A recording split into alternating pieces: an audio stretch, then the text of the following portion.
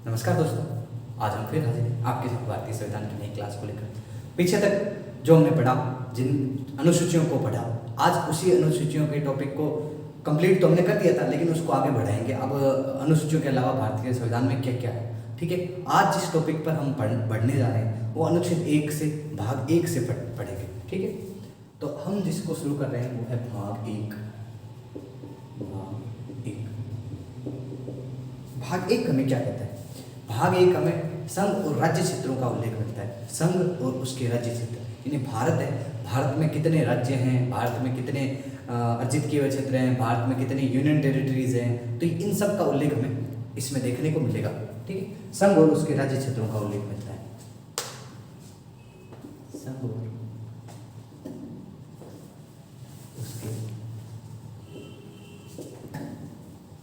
राज्य क्षेत्र लिखित है, ठीक है। भाग 1 में संघ और उसके राज्य क्षेत्र लिखित है। अब भाग 1 कहां से कहां तक है? भाग 1 का उल्लेख कहां से कहां तक है? तो इसका उल्लेख मिलता है हमें कि अनुच्छेद 1 से लेकर 4 तक। अनुच्छेद 1 से 4 तक, ठीक है।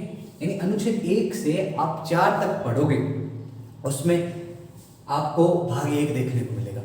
अब स्टार्ट करते हैं अनुच्छेद 1। फिर अनुच्छेद 1 क्या है? तो अनुच्छेद 1 हमें क्या कहता है कि भारत अर्थात इंडिया, भारत अर्थात इंडिया राज्यों का संघ है, ठीक है। भारत अर्थात इंडिया राज्यों का संघ है। आप देखोगे कि अनुच्छेद 1 में भारत के लिए भारत और इंडिया दोनों शब्द उल्लेखित है, ठीक है। इसमें भारत के राज्य क्षेत्रों का उल्लेख किया गया है। इसमें राज्य क्षेत्र कौन कौन से आएंगे? तो यूनियन टेरिटरीज, राज्य और अर्जित किए हुए प्रदेश अनुच्छेद 1 में आते हैं, ठीक है। तो इसमें लिखोगे कि भारत अर्थात इंडिया, अर्थात इंडिया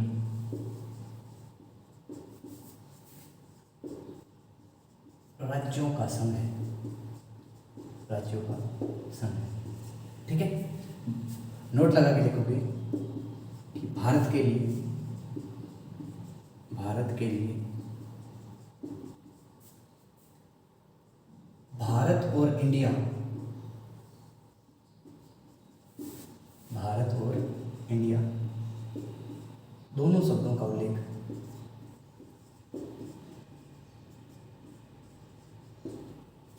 दोनों शब्दों का उल्लेख अनुच्छेद 1 में देखने को मिलता है, ठीक है। फिर एक नोट और लगाओगे, ठीक है। दूसरा नोट क्या कहता है कि भारत में उसके राज्य क्षेत्र के अंतर्गत, उसके राज्य क्षेत्र के अंतर्गत सभी राज्य, केंद्र शासित प्रदेश, केंद्र शासित प्रदेश तथा अर्जित किए हुए क्षेत्र, तथा अर्जित किए हुए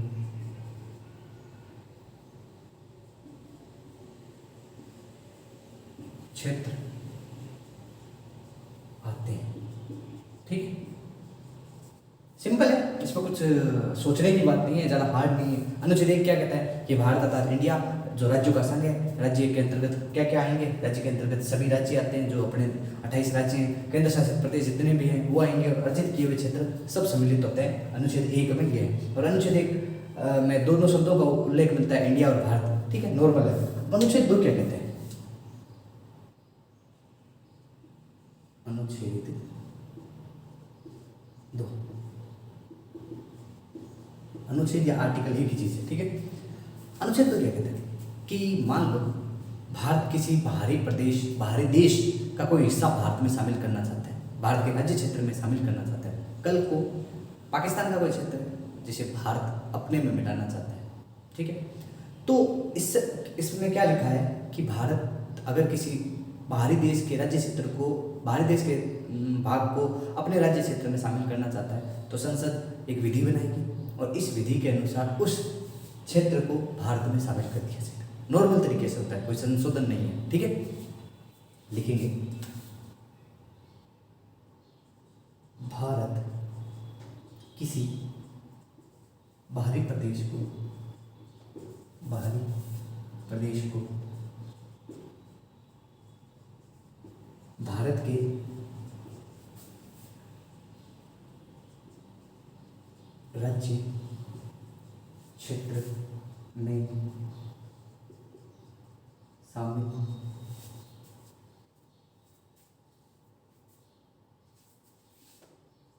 कर सकता है। ठीक है, यानी भारत किसी बाहरी प्रदेश को भारत के राज्य क्षेत्र में शामिल कर सकता है, अनुच्छेद 2 में मिलता है। इसमें नोट लगा कर आप लिखोगे कि संसद विधि बनाकर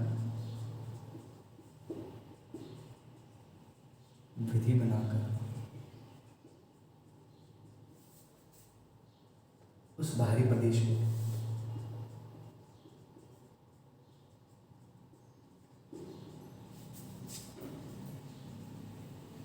अपने राज्य क्षेत्र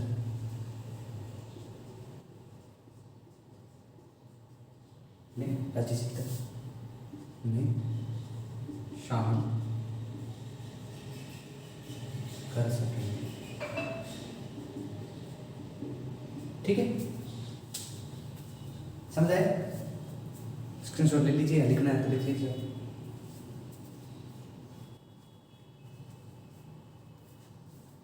चलिए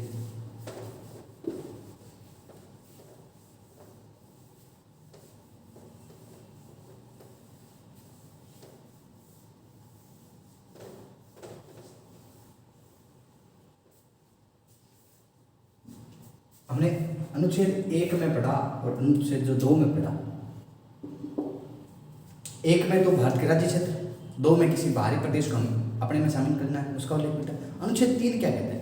अनुच्छेद 3 ये कहता है, अनुच्छेद 3 दो अनुच्छेद 3 हमें ये कहता है कि भारत अगर आंतरिक भीतर में कोई परिवर्तन करना चाहता है, भारत के भीतर में राज्यों में कोई परिवर्तन करना चाहता है, तो अनुच्छेद 3 के तहत ये प्रावधान होगा। मान लो कल को कोई राज्य नए राज्य का गठन करना चाहता है, ठीक है, कोई राज्य अलग होना चाहता है, जैसे आपने देखा ही होगा कि आंध्र प्रदेश से हाल ही में नया तेलंगाना अलग हुआ है, तो राज्य अपने दूसरे नए राज्य का गठन करना चाहता है, या कोई राज्य ये चाहता है कि हम अपने नाम में परिवर्तन कर लें। कल को राजस्थान ये कहते हैं कि हमारा नाम राजस्थान से बदलकर अब हम राजपुताना रखेंगे, तो इसका उल्लेख अनुच्छेद 3 में।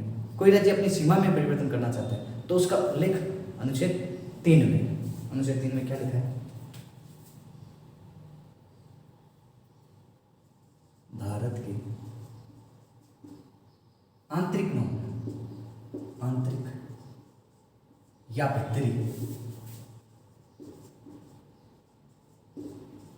परिवर्तनों का उल्लेख काम मिलेगा हमें अनुच्छेद 3 में मिलता है। परिवर्तन क्या क्या कर सकते हैं? निम्न परिवर्तन है,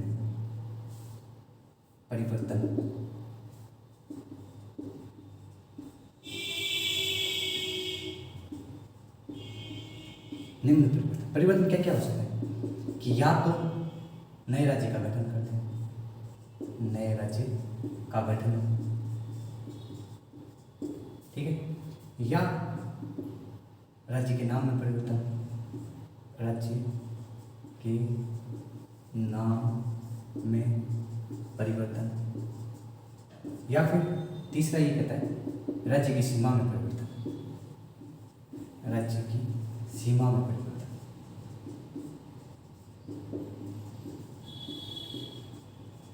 ठीक है, 3 तरीके से हो सकता है, मैंने आपको बताया 3 तरीके से। कौन कौन से? कि राज्य अपनी सीमा में परिवर्तन करना चाहता है, राज्य अपने नाम में परिवर्तन करना चाहता है, या राज्य अपने नए राज्य का गठन करना चाहता है, तो उसका उल्लेख हमें अनुच्छेद 3 में मिलता है। ठीक है, अब जिस प्रकार हमने अनुच्छेद 2 में पढ़ा कि संसद विधि बनाएगी और उस विधि के तहत ये हो जाएगा, लेकिन यहाँ देखो संसद विधि बनाएगी, संसद जो विधि बनाएगी उस विधि को पारित करने के बाद हर जिस राज्य से जो राज्य जिस राज्य में ये होने वाला है, संबंधित राज्य को ये प्रस्ताव भेजेगी, ठीक है, और उस राज्य की विधानमंडल से राय लेगी। अगर राज्य विधानमंडल कोई भी राय दे, अपोजिट दे या हमारे साथ में दे, संसद के विरुद्ध में दे या उनके पक्ष में दे, उनको मानना या ना मानना ये संसद पर है, ठीक है। अब देखो, आप जैसे आंध्र प्रदेश से तेलंगाना अलग हुआ तो आंध्र प्रदेश विधानमंडल ने इसका विरोध किया था, पुरजोर विरोध किया था कि आप आंध्र प्रदेश से तेलंगाना अलग ना करें। लेकिन आप देखते हैं तेलंगाना एक नया राज्य है, तो इसमें लिखेंगे कि राज्य सॉरी संसद विधि बनाकर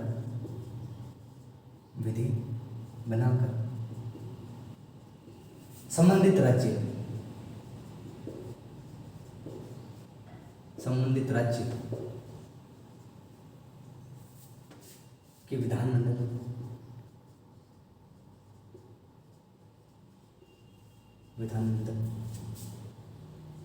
से राय लेगा, संबंधित राज्य के विधानमंडल से राय लेगा।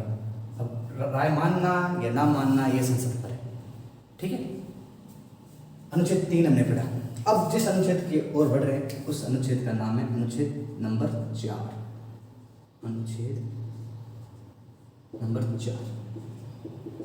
अनुच्छेद 4 क्या कहता है?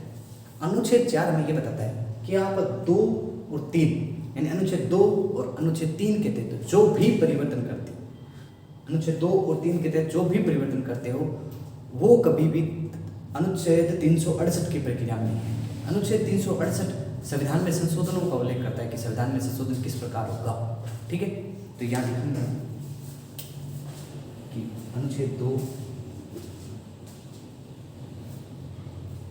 व अनुच्छेद 3 की प्रक्रिया के तहत होने वाले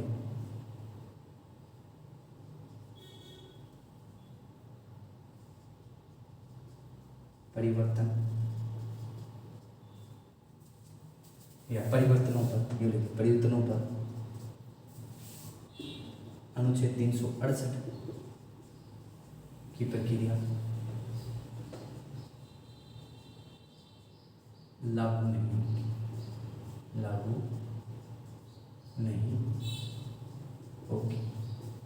ठीक है।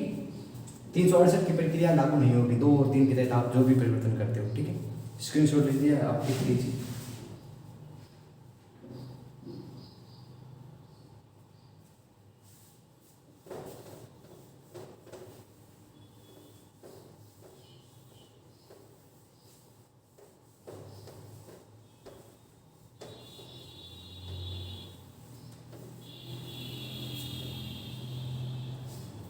अब आप पूछोगे सर ये 368 की प्रक्रिया है क्या? 368 की प्रक्रिया क्या है और ये संशोधन क्या है, या संशोधन कैसे होता है? संशोधन के तरीके यानी संशोधन कितने प्रकार से होता है, ठीक है। नॉर्मली आपसे कोई बात करें कि संशोधन कितने प्रकार से होंगे तो आप कहोगे कि संशोधन 3 तरीके से होता है। पहला साधारण बहुमत, फिर विशेष बहुमत, फिर विशेष बहुमत प्लस आधे राज्यों का अनुमत, ठीक है। और पूछे कोई कि 368 की प्रक्रिया के तहत संशोधन कितने प्रकार से होगा तो 2 प्रकार से। सामान्य जो संशोधन है वो इसमें नहीं आते। तो संशोधन के तरीके कितने हैं तो आप लिखोगे 3 तरह से। पहला सामान्य बहुमत,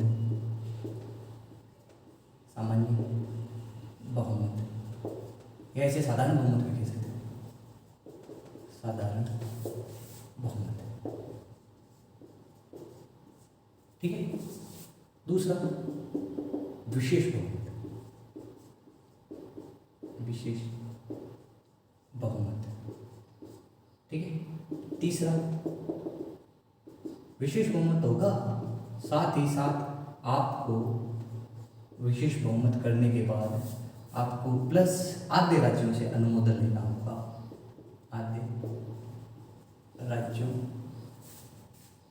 से अनुमोदन प्राप्त करना होगा। कोई भी प्रस्ताव है विशेष बहुमत से पारित हुआ, फिर वो संबंधित राज्य, यानी भारत में कितने राज्य हैं, तो भारत में हम कहते हैं कि 28 राज्य, 28 राज्य प्लस केंद्र शासित प्रदेश कितने आ जाते हैं, तो 8 केंद्र शासित प्रदेश, टोटल कितने हो गए, तो ये हो गए 36। 36 में से अगर 18 राज्यों ने हाँ भर दी, 36 में से 18 राज्यों ने उस प्रस्ताव पर हाँ भर दी, तो वो प्रस्ताव आधे राज्यों ने अनुमोदन के पश्चात लागू हो जाएगा, वो संपूर्ण भारत में लागू हो जाएगा। ठीक है। अब 368 नोट लगा के लिखोगे कि 368 की प्रक्रिया के तहत, 368 की प्रक्रिया के तहत संविधान में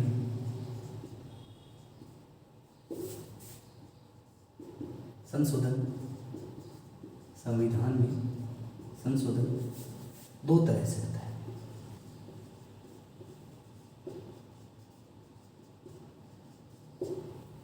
ठीक है। एक ये, दूसरी बात यह है कि आप 368 की प्रक्रिया, अनुच्छेद 368 की प्रक्रिया के तहत संविधान में संशोधन करते हो। ठीक है। और अब क्या है कि आपने कोई बिल राज्यसभा में लेके आए हो या कोई भी बिल जो लोकसभा में लेके आए हो, अगर एक सदन ने उसमें ना कर दिया तो वो बिल वहीं समाप्त हो जाएगा। यानी आप ये कह सकते हो कि 368 की प्रक्रिया के तहत कभी भी संयुक्त अधिवेशन नहीं बुलाया जाएगा। अगर किसी ने मना कर दिया तो बिल वहीं समाप्त, संयुक्त अधिवेशन नहीं बुलाया जाएगा। साथ ही 368 की प्रक्रिया के तहत दोनों सदनों को समान शक्तियां प्रदान होती है। ठीक है। अब आपने 368 की प्रक्रिया के तहत जो भी संशोधन किया, कुछ भी संशोधन किया, राष्ट्रपति उस संशोधन 368 की प्रक्रिया के तहत जो संशोधन होगा उसे अनिवार्य रूप से स्वीकृति प्रदान करेंगे। ये जो अनिवार्यता है वो 24वें संविधान संशोधन 1971 के तहत हुआ था। ठीक है। ये आप लिखो कि लिखोगे कि नोट लगा लिखना, अनुच्छेद 368, अनुच्छेद 368 की प्रक्रिया के तहत, प्रक्रिया के तहत 368 की प्रक्रिया के तहत होने वाले संशोधन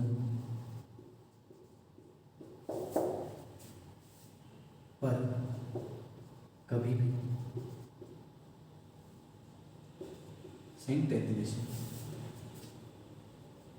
संयुक्त अधिवेशन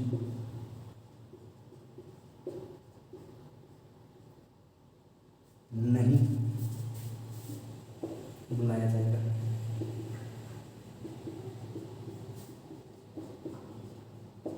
ठीक है।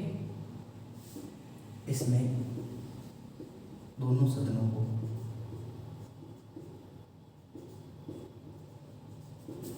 समान शक्तियां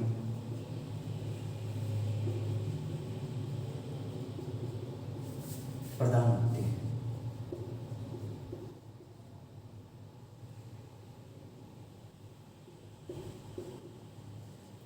ठीक है। फिर जो बात मैंने बाद में बताई वो भी लिख लेते हैं कि संविधान संशोधन 368 की प्रक्रिया के तहत जो भी आप संविधान संशोधन करते हो उनमें राष्ट्रपति अनिवार्य रूप से स्वीकृति देते हैं। अनुच्छेद 368 के तहत होने वाले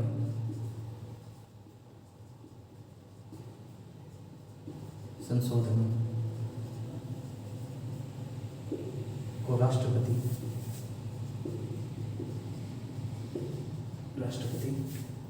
अनिवार्य रूप से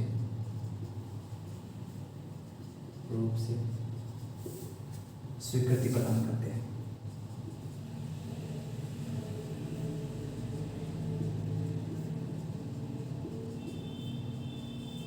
ठीक है। नोट में दूसरा नोट लगा के लिखोगे कि राष्ट्रपति के लिए ये अनिवार्यता,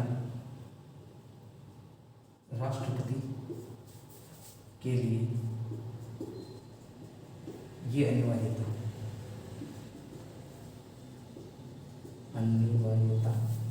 24वें संविधान संशोधन 24वें संविधान संशोधन 1971 द्वारा की गई। ठीक है,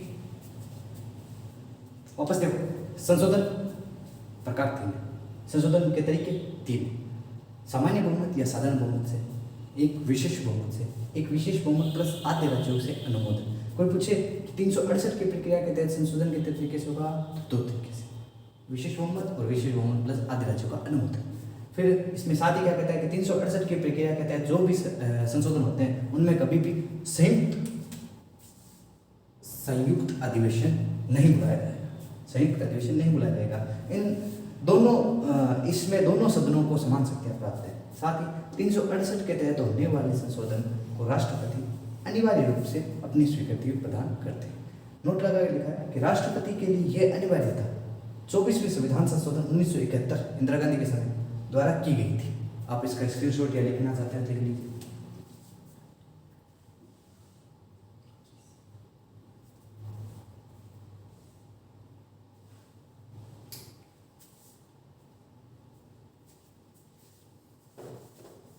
लिख लिया होगा आपने, आगे बढ़ते हैं।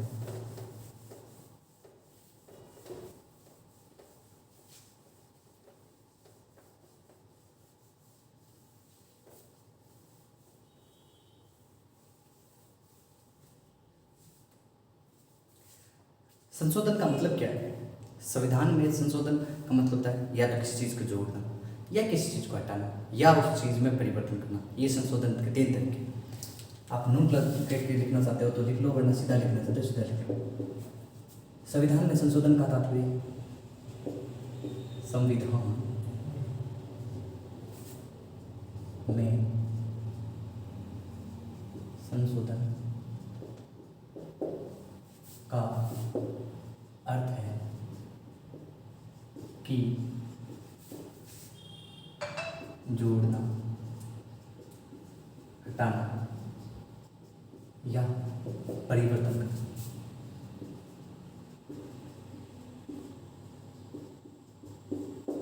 या परिवर्तन करना तीन तरीके से, या तो आप किसी चीज को जोड़ते हो तो संशोधन करें, किसी चीज को हटाना है तो संशोधन होगा, या किसी चीज में कोई परिवर्तन करना चाहते हो तो संशोधन होगा। ठीक है। एक बात है गोलकनाथवाद। गोलकनाथवाद, ये देखो कि दूसरी सबसे बड़ी संविधान पीठ गोलकनाथवाद में बैठी थी। ठीक है। गोलकनाथवाद बनाम पंजाब राज्य का मामला है, 1964 की बात है। गोलकनाथ मामले में सुप्रीम कोर्ट ने कहा कि 1967 का है, 1967 का वाद है। इसमें सुप्रीम कोर्ट ने कहा कि जो संसद है वो कभी भी मौलिक अधिकारों में संशोधन नहीं कर सकती। ठीक है, तो आप लिख सकते हो इसे, नोट लगा लेते। गोलकनाथ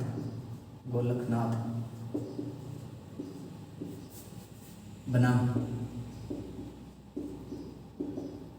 पंजाब राज्य मामला है 1967। इस मामले में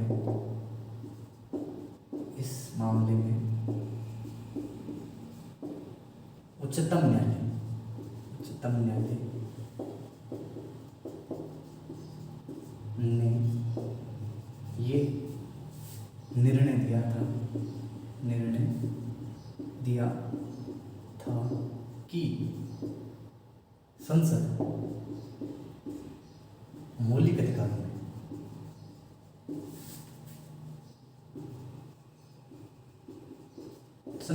अधिकारों में कभी भी संशोधन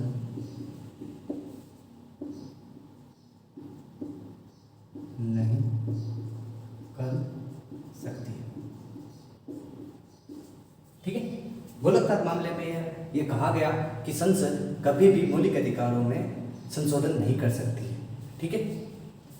अब एक 24वां संविधान संशोधन जो हुआ, 24वें संविधान संशोधन में क्या कहा गया? 24वें संविधान संशोधन, 24वें संविधान संशोधन 24वें संविधान संशोधन में कहा गया कि संसद जो भी संविधान में संशोधन करती है उसे न्यायालय में कभी भी चुनौती नहीं दी जा सकती। एक तरफ सुप्रीम कोर्ट है तो दूसरी तरफ सरकार है। सरकार कह रही है कि आप गोलकनाथ मामले पंजाब राज्य में कहा कि आप कभी भी मौलिक अधिकारों में कभी भी संशोधन नहीं कर सकती। दूसरी तरफ सरकार है, इंदिरा गांधी की सरकार है, इन्होंने 24वां संविधान संशोधन किया 1971 में और इन्होंने कहा कि संसद जो भी संशोधन करेगी उसको कभी भी न्यायालय में चुनौती नहीं दी जा सकती। संशोधन 1971 के तहत ये प्रावधान किया गया कि संसद द्वारा किए गए संशोधनों को कभी भी न्यायालय में चुनौती नहीं दी जा सकेगी।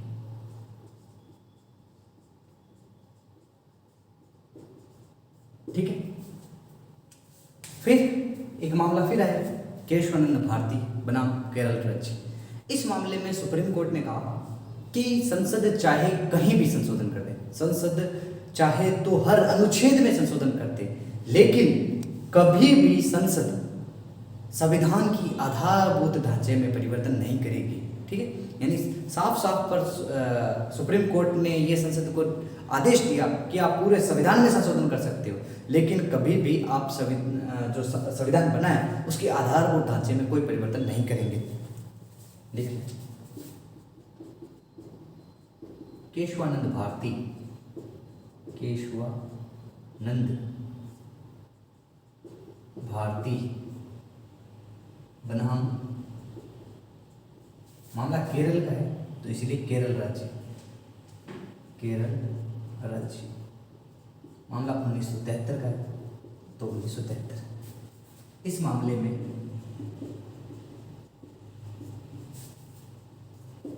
ये निर्णय दिया गया, ये निर्णय दिया गया कि संसद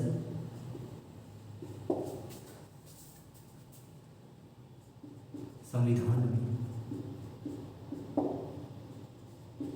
कहीं भी संशोधन कर सकेगी, परंतु ये कभी भी आधारभूत ढांचे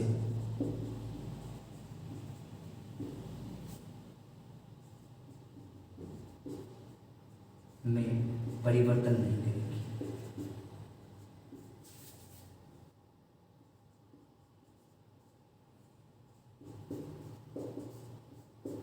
ठीक है, यानी आप जहां संशोधन करना चाहते हो, जितना संशोधन करना चाहते हो कर दो, लेकिन कभी भी सबकी संसद संविधान के कहीं भी संशोधन कर सकती है, परंतु कभी भी आधारभूत ढांचे में परिवर्तन नहीं कर सकेगी।